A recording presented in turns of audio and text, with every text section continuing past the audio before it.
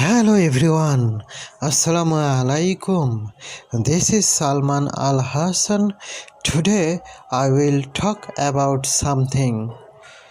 Discipline does not mean restriction but freedom.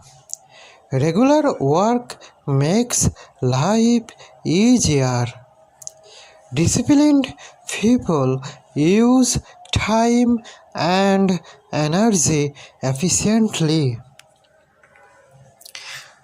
Regular habits give freedom and confidence.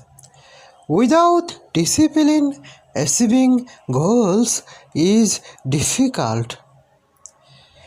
Discipline is needed to control your life. Consistent effort and discipline are the key to success.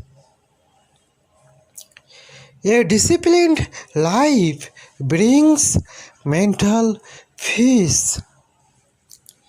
Small rules can create big freedom. So, if you want freedom, first become disciplined. So, that's all, friends. See you next time. Allah Hafiz. Bye bye. Thank you.